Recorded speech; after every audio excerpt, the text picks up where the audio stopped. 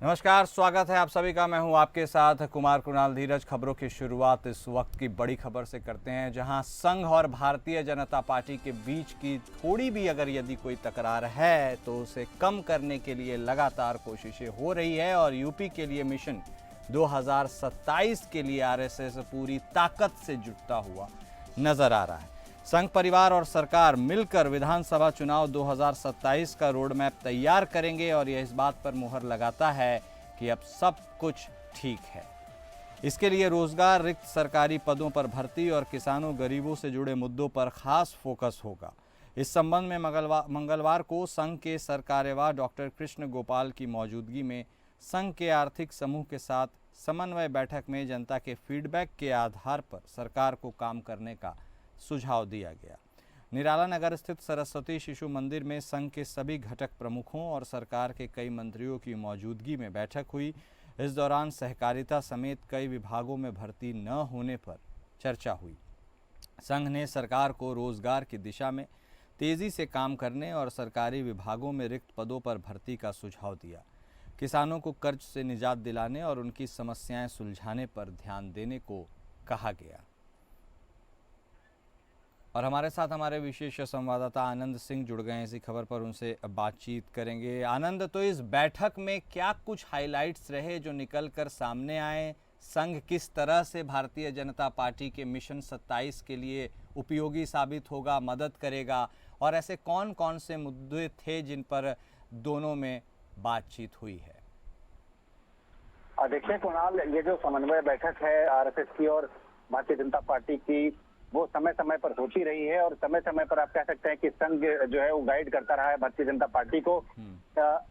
जो कल बैठक हुई निराला नगर में संघ और बीजेपी की, उसमें स्पष्ट तौर पर जो 2027 को लेकर जरूर निगाह थी और यही सब कुछ बैठक में देखने को मिला कि किस तरह से जो आप ये कह सकते हैं बुनियादी ढांचे का विकास हो रहा है, और उस बुनियादी ढांचे का विकास जिसमें आम जन भी शामिल है, जिसमें आप किसानों की बात कर सकते हैं, जिसमें आप महिलाओं की, युवाओं की बात कर सकते हैं। इन सबको लेकर जो बैठक हुई, इन सब विषयों पर इस पर चर्चा हुई है। चाहे वो रोजगार की बात हो, चाहे वो खेती किसानी को किस तरह से आगे बढ़ाया जाए, जो सपना है प्रधानमंत्री नरेंद्र मोदी का, इन सब चीजों को लेकर बैठक हुई है। और साथ ही साथ तमाम अन्य मुद्दे भी थे, तमाम अन्य कई पहलू भी थे जिस पर इस बैठक में तमाम मंथन हुआ है। क्योंकि 2027 को लेकर जो पीडीए की राजनीति है, समाजवादी पार्टी की, पिछड़ा दलित अल्पसंख्यक की, उसकी काट के तौर पर किस तरह के काम किए जाने हैं, ये तमाम मुद्दे रहे जिसको लेकर बैठक में मंथन हुआ। बहुत धन्यवाद आनंद आपका हमारे साथ जुड़ने के लिए, इस बैठक में क्या कुछ हुआ वह बताने के लिए।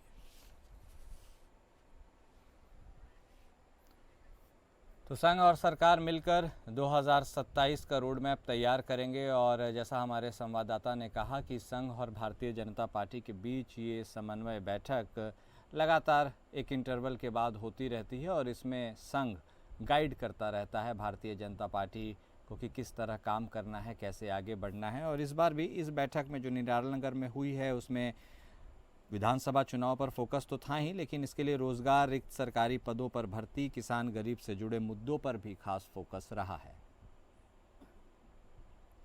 इसके साथ ही निराला नगर में जो सरस्वती शिशु मंदिर में यह बैठक हुई है उसमें यदि मौजूदगी के लिहाज से बात करें तो घटक प्रमुख और सरकार के कई मंत्री इसमें शामिल हुए।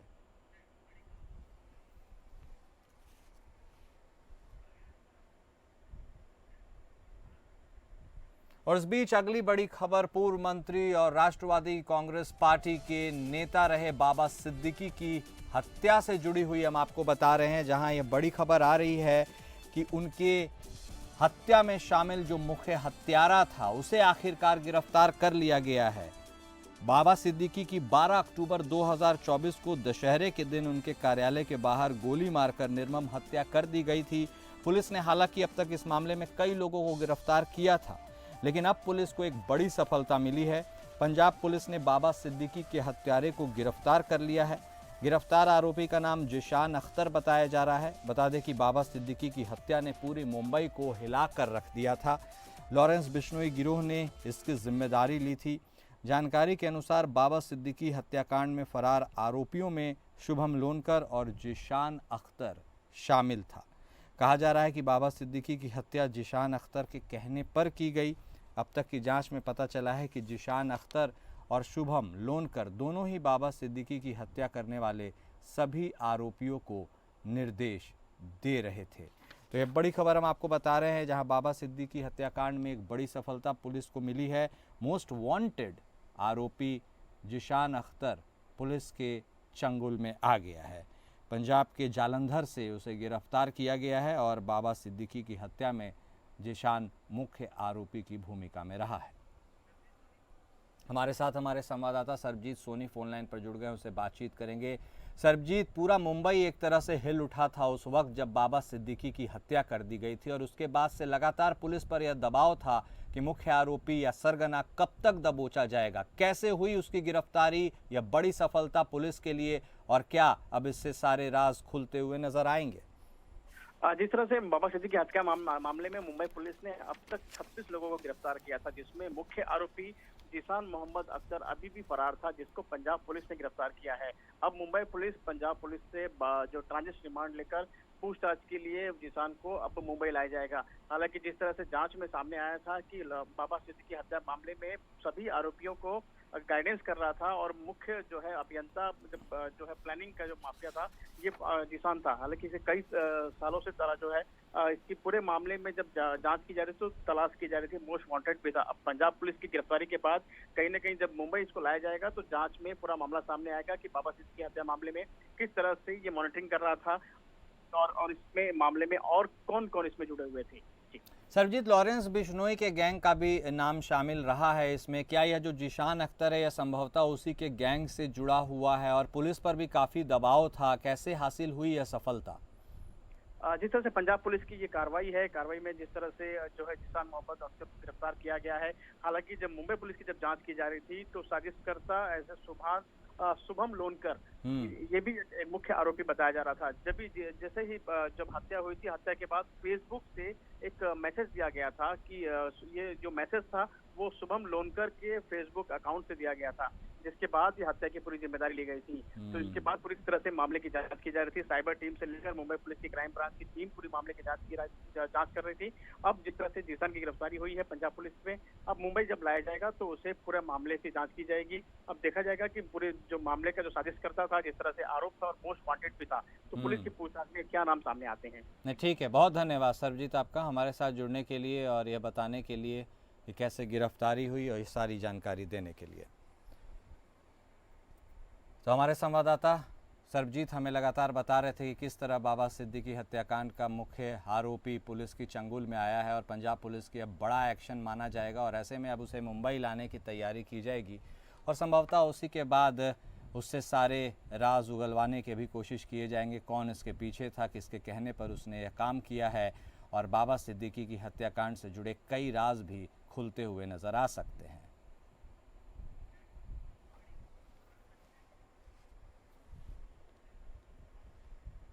और एक और बड़ी खबर झारखंड से आ रही है, वह हम आपको बता दें, जहां हेमंत सोरेन कैबिनेट की एक बैठक हुई है। मुख्यमंत्री हेमंत सोरेन की अध्यक्षता में यह बैठक हुई है और कई अहम फैसले इसमें लिए गए हैं। सरकार ने जल संसाधन विभाग के क्षेत्रीय कार्यालयों में लिपिक और टंकन जैसे पदों पर नियुक्ति के लिए नई भर्ती नियमावली 2025 को मंजूरी दे दी है। इसके अलावा भी यदि बात की जाए कुछ ऐसे मुख्य मुद्दे जिस पर सरकार ने सहमति जताई है, उसमें एविएशन टरबाइन फ्यूल यानी एटीएफ पर लगने वाले वैट टैक्स की दर में बदलाव को भी स्वीकृति दी गई है। हेमंत सरकार का शिक्षकों की बहाली पर भी इसके साथ ही एक बड़ा फैसला आया है। 8,900 शिक्षकों की बहाली पर यह बड़ा फैसला है और ग्रास रूट्स इनोवेशन योजना को भी मंजूरी दी गई है। तो हेमंत सोरेन कैबिनेट की यह बैठक हुई है और मंत्रिपरिषद की इस बैठक में कई अहम प्रस्तावों पर मुहर भी लगी है। ग्रास रूट्स इनोवेशन योजना को मंजूरी दी गई है। शिक्षकों की बहाली का रास्ता साफ है। 8,900 शिक्षकों की बहाली संभवतः की जाएगी। इसके साथ ही क्षेत्रीय कार्यालयों में जल संसाधन विभाग के लिपिक और टंकन जैसे पदों पर भी नियुक्ति होगी। इसके लिए नई भर्ती नियमावली भी लाई गई है। इसके अलावा एविएशन टरबाइन फ्यूल पर लगने वाले वैट टैक्स की दर में भी बदलाव को स्वीकृति दी गई है। ये कुछ अहम फैसले हैं जिनके बारे में हम आपको बता रहे हैं। हमारे साथ हमारे ब्यूरो हेड अजय सिंह जुड़ गए हैं, इस खबर पर उनसे बातचीत करेंगे, चर्चा करेंगे। जी अजय, हेमंत कैबिनेट जब भी होती है उसमें कुछ जन सरोकार से जुड़े ऐसे मुद्दे ज़रूर होते हैं ज़्यादातर जिन पर मुहर लगती हुई नज़र आती है। ऐसे में शिक्षकों की बहाली का रास्ता साफ, क्षेत्रीय कार्यालय में लिपिक यानी नियुक्तियां और एटीएफ पर वैट टैक्स की दर में बदलाव, इसके अलावा भी क्या कुछ खास रहा और इन सारी योजनाओं की स्वीकृति के बाद इससे लोगों को क्या फ़ायदा हो सकता है? अजय। देखिए कुणाल, मैं बताऊं कि जैसे ही ये विधानसभा का जो इस बार जो पिछले जो चुनाव हुए हैं और इसमें जो झारखंड मुक्ति मोर्चा की सरकार को यानी हेमंत सरकार को जो आशातीत जो सफलता मिली है वो आत्मविश्वास से लबरेज है। और वो जो है कल भी जब बैठक हुई थी, कैबिनेट की जब बैठक समाप्त हुई थी तो उन्होंने पत्रकारों को संबोधित करते हुए कहा कि जो सरकार जो है वो पूरी तरह कटिबद्ध है कि जो है मतलब राज्य सरकार की शिक्षा में आमूल चूल, शिक्षा में स्वास्थ्य में आमूल चूल जो है परिवर्तन करना है। और इसी कड़ी में उन्होंने घोषणा की है कि जो है जो झारखंड राज्य अंतर्गत जो सरकारी माध्यमिक शिक्षक जो है उनकी जो टीजीटी और पीजीटी ये जो विद्यालय हैं उनके लिए एक 9770 टीजीटी में और पीजीटी में 797 ये जो पोस्ट के अगेंस्ट में 8450 और 250 यानी लगभग 8900 पदों की जो है उन्होंने मंजूरी दी है कि इस पर जो है अतिशीघ्र बहाली की जाएगी। और जो है सरकारी जो है जो +2 जो विद्यालय होंगे उसमें माध्यमिक एक आचार्य के पद भी जो है सृजित किया गया है, तो उससे भी जो है 35,400 के वेतनमान पर। ये दूसरी तरफ एसटी जो है एसटी माइनॉरिटी और पिछड़ा वर्ग कल्याण विभाग द्वारा जो संचालित जो कुछ विद्यालय हैं जैसे एकलव्य विद्यालय हैं, ये इस सब विद्यालय में हैं। तो आवासीय विद्यालय में तो शिक्षण कार्य में जो टीचर्स लगे हुए थे, तो चूंकि सर्विस पर प्रोक्यूरमेंट के आधार पर चूंकि ये जो है अंशकालीन टीचर्स को जो है वो उनको चूंकि शिक्षा पे व्यवस्था में जो है कोई बाधा न पहुंचे, इसलिए उनकी अवधि विस्तार दी गई है। दूसरी तरफ जो जैसे जल संसाधन विभाग में भी जो है लिपिक वर्ग में यानी क्लर्कियल ग्रेड में भी उनकी उसमें कुछ लिपिक वर्ग में भी बहाली की घोषणा हुई, चूंकि काफी दिनों से यहाँ पर कोई बहाली नहीं हुई है।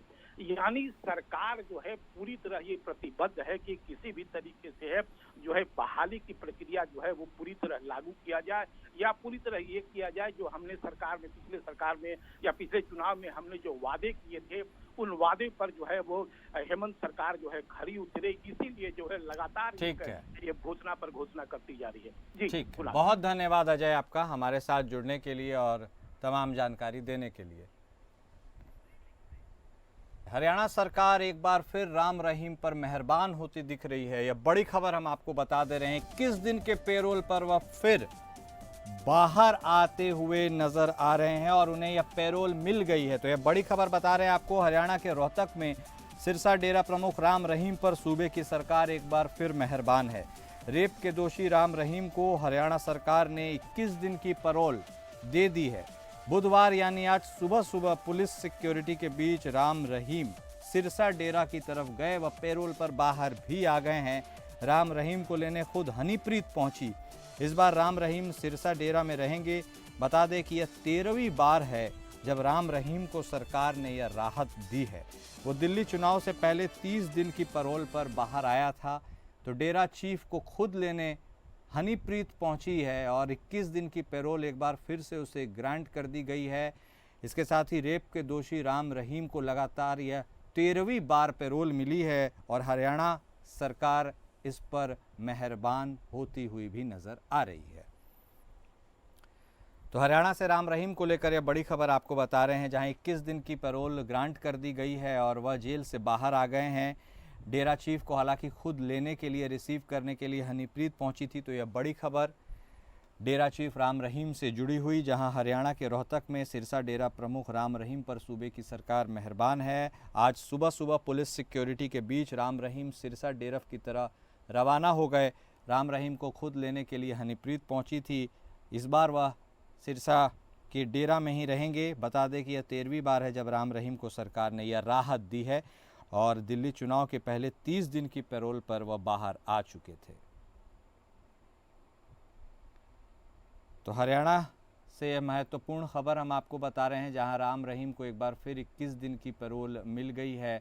अब वह 21 दिन के लिए जेल से बाहर रहेगा और रेप का दोषी राम रहीम के ऊपर लगातार सरकार की मेहरबानी बनी हुई है। और जहां ये लोग बोलते हैं कि बहुत से लोगों को पैरोल ग्रांट नहीं होता है, और उनमें से एक अपवाद के तौर पर राम रहीम को भी देखा जा सकता है, जहां वह यदा कदा बीच बीच में पैरोल पर बाहर आते रहते हैं। और इस आज फिर से सुबह सुबह वह पुलिस सिक्योरिटी के बीच जेल से बाहर आ गए हैं और सिरसा डेरा की तरफ रवाना हो गए।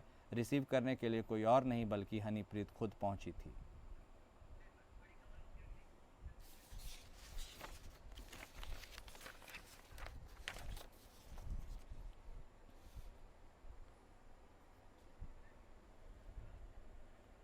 और अगली बड़ी खबर नक्सलियों से जुड़ी हुई, वह हम आपको बता दें कि लगातार नक्सलियों के हमले के शिकार होते रहे। आईडी की चपेट में आने से ग्रामीण घायल होते रहे हैं और इसके साथ ही अपनी जान भी गंवा रहे हैं। इसको देखते हुए नक्सलियों के वेंकटापुरम वाजद एरिया कमेटी के सचिव ने तेलुगु भाषा में प्रेस नोट जारी करते हुए ग्रामीणों से अपील की है कि पहाड़ी की ओर ना जाएं। नक्सलियों के द्वारा वहां काफ़ी संख्या में आईडी लगाए गए हैं, जिससे बड़ा नुकसान हो सकता है। बता दें कि बीजापुर और तेलंगाना सीमा पर नक्सलियों ने सैकड़ों की संख्या में आईडी लगा रखे हैं। नक्सलियों को लगातार टारगेट करते हुए जवान नक्सलियों की बटालियन को ध्वस्त करने में जुटे हैं। लगातार पुलिस की बढ़ती सफलता और नक्सलियों को हो रहे बड़े नुकसान को देखते हुए जवानों के ऑपरेशन और हमलों से बचने के लिए नक्सलियों ने बीजापुर और तेलंगाना सीमा पर स्थित करेरगुट्टा पहाड़ियों में सैकड़ों की संख्या में सीरियल बम लगा रखे हैं। तो ये बड़ी खबर हम आपको बता रहे हैं नक्सलियों से जुड़ी हुई, जहां नक्सलियों के एक प्रमुख अधिकारी ने एक पत्र जारी किया है तेलुगु भाषा में। पत्र में लिखा है कि पहाड़ी में लगे हैं सैकड़ों आईडी और ग्रामीणों से अपील की गई है कि आप पहाड़ी के क्षेत्र में ना आएं। हमारे साथ हमारे संवाददाता पीयूष मिश्रा जुड़ गए हैं इस खबर पर, छत्तीसगढ़ से। उनका रुख करेंगे, बातचीत करेंगे। पीयूष, लगातार नक्सलियों के खिलाफ जो सुरक्षा बलों का ऑपरेशन चल रहा है, उससे यह तो माना जा सकता है कि उनके नेक्सस और मनोबल को तोड़ने के लिए जवान भरपूर कोशिश कर रहे हैं। लेकिन अब नक्सलियों के तरफ से जारी किया यह पत्र यह बताने के लिए क्या काफ़ी है कि अभी तक भी उनका समूल तरीके से नाश नहीं किया गया है, वह अभी भी कुछ जगह पर एक्टिव है और शायद इसलिए यह पत्र जारी हुआ है ताकि ग्रामीण उसकी चपेट में ना आ जाए? इस पूरे घटनाक्रम के बारे में जो भी जानकारी है पीयूष बता दीजिए। देखिए, यहाँ दो बातें हैं कुणाल जी। पहली बात तो ये कि नक्सली अपनी मौजूदगी बार बार दर्शाना चाह रहे हैं। जो उनको नुकसान हुआ है अभी भारतीय जनता पार्टी की सरकार आने के बाद, वो काफी बड़ा नुकसान है। काफी नक्सलियों ने यहाँ पे सरेंडर भी किया है और काफी नक्सली मारे भी गए हैं। लगातार जो सर्चिंग चल रही है वो पूरे जंगलों में चल रही है और इंटर स्टेट कॉम्बिंग इसमें चल रही है। इसमें तेलंगाना राज्य भी है, आंध्रा भी है, उड़ीसा है, महाराष्ट्र है और छत्तीसगढ़ खुद है। तो यहाँ पे नक्सली बैकफुट में नजर आ रहे हैं। 2 लेटर उन्होंने जारी। ठीक है, बहुत धन्यवाद पीयूष आपका हमारे साथ जुड़ने के लिए और बातचीत करने के लिए। और इस बीच अगली बड़ी खबर आ रही है वह प्रधानमंत्री मोदी से जुड़ी हुई, जहां प्रधानमंत्री मोदी के खिलाफ विवादित बयान देने के मामले में उत्तर प्रदेश और असम में दर्ज एफआईआर को रद्द करने की मांग वाली कांग्रेस के प्रवक्ता पवन खेड़ा की याचिका पर सुप्रीम कोर्ट में आज सुनवाई होगी। सुप्रीम कोर्ट ने इस मामले में पहले सुनवाई करने के बाद खेड़ा को अंतरिम जमानत देते हुए गिरफ्तारी से राहत दे दी थी। साथ ही सुप्रीम कोर्ट ने चेतावनी देते हुए कहा था कि बयानबाजी का भी एक स्तर होना चाहिए, इसका ध्यान रखा जाना ज़रूरी है। तो यह बड़ी खबर प्रधानमंत्री मोदी से जुड़ी हुई, जहां उन पर विवादित टिप्पणी के मामले पर पवन खेड़ा की तरफ से दायर याचिका पर सुप्रीम कोर्ट में आज सुनवाई होगी। यूपी और असम में एफआईआर दर्ज है, उनको रद्द करने की मांग की गई है। इसी पर सुप्रीम कोर्ट आज सुनवाई करेगा। हालांकि सुप्रीम कोर्ट ने पहले ही पवन खेड़ा को अंतरिम जमानत दे दी थी ताकि उन्हें गिरफ्तार ना किया जा सके। इसके साथ ही सुप्रीम कोर्ट ने एक चेतावनी भी दी थी कि कहा था कि बयानबाजी का एक स्तर होना चाहिए और इसका ध्यान रखा जाना काफ़ी ज़रूरी है। तो प्रधानमंत्री मोदी के खिलाफ विवादित टिप्पणी या बयान के मामले में उत्तर प्रदेश और असम में 2 एफआईआर दर्ज थी और अब उन्हें निरस्त करने के लिए पवन खेड़ा की तरफ से याचिका लगाई गई है। पवन खेड़ा कांग्रेस के प्रवक्ता, एक नेता हैं और उसके साथ ही अपने बड़े बोलेपन के कारण भी वह लगातार कभी कभी विवादों में बने रहते हैं और ऐसा ही एक मामला यह भी है। सुप्रीम कोर्ट आज इस मसले पर सुनवाई करेगा। देखना दिलचस्प होगा कि पवन खेड़ा की राहें आगे कैसी निकलती हैं।